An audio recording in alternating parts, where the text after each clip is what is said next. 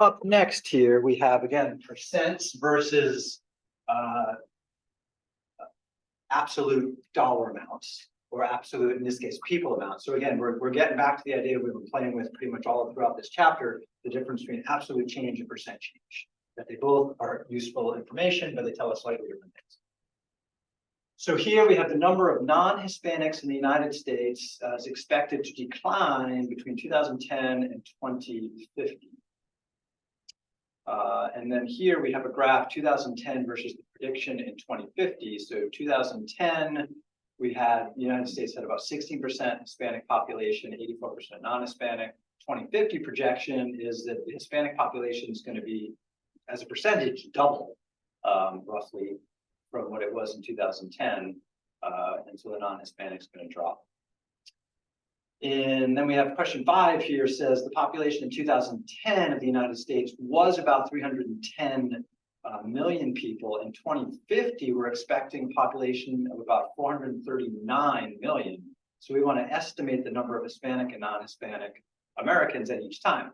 So we have a few things going on, right? We have the year changing. We have Hispanic population, non-Hispanic population, and we have the total population. So this is a good place for a spreadsheet to keep track of all that information. So if you go back to that spreadsheet I shared earlier, and if you're watching this in YouTube later, there's a link underneath in the description to the spreadsheet here. Once you go to that, you can either make a copy of it or download it to work in Excel. And if we switch over to the tab at the bottom called Hispanic, and we'll see what we have here. So I got the table started here. I have years, 2010 versus 2050. Let's blow this up a little bit. I have the populations that were given. So in 2010, we were told the US population was about 310 million. In 2050, we're predicting 439 million.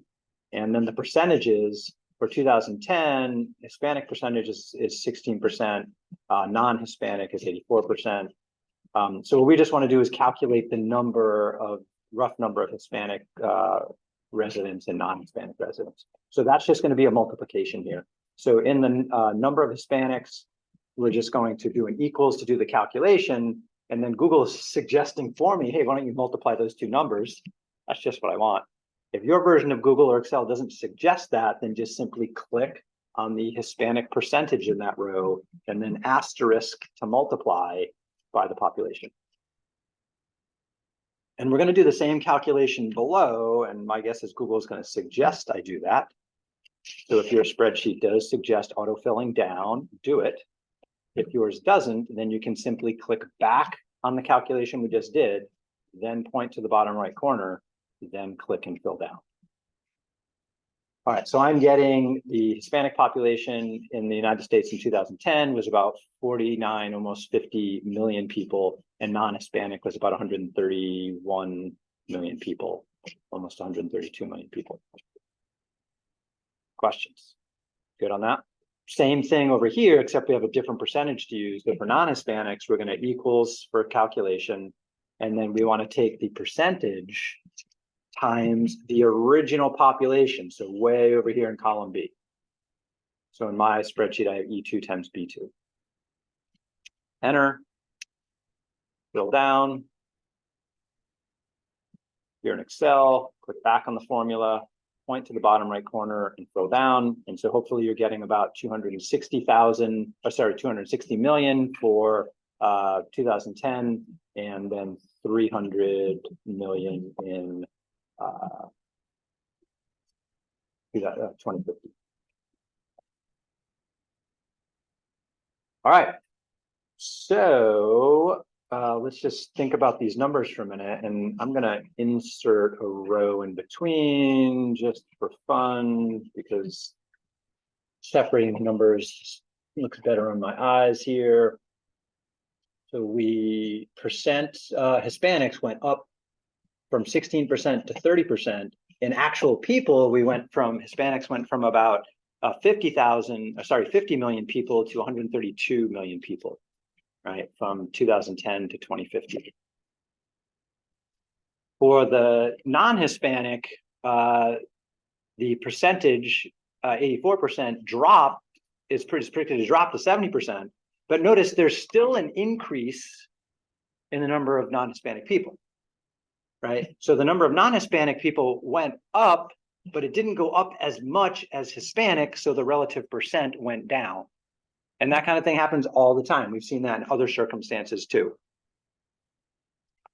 So I remember reading in the news that percent of people that are homeless has dropped recently, but the number has increased, right? So the homeless population isn't increasing as fast as the regular population, but it's still going up, right? There's more homeless people in Pendleton and Portland than there were last year, but as a percentage of the regular population, it's decreased a little bit.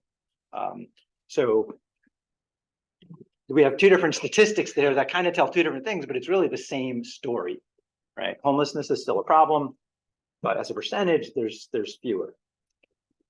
Doesn't mean we've done a good job dealing with it. It just means the regular population is growing at a faster rate than the homeless population. So in this case, we have the Hispanic population is growing at a faster rate than the non-Hispanic. So even though both populations went up, as a percentage of the total, non-Hispanics go down. That's what's going on. All right. So we were asked to make a prediction, and it said to estimate. I defied the estimate by just going to a spreadsheet. I love spreadsheets. So for question 5, instead of a confirmation of a prediction, we're just going to write what we see here. And again, what we see, so I'm going to grab this right here to talk about it.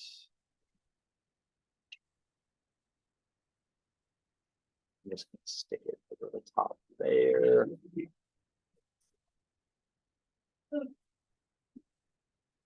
So what we see based on the numbers is the Hispanic population is increasing faster than the non-Hispanic population. That's the story here.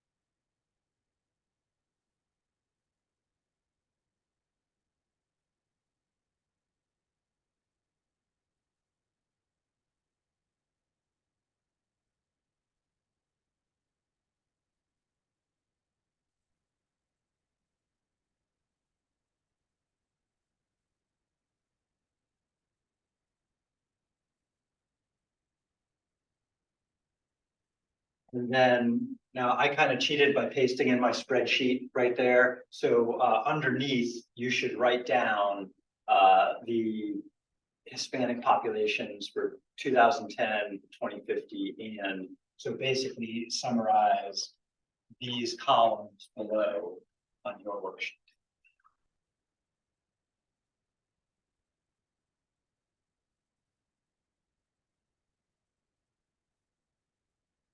Since you can't easily copy and paste from paper.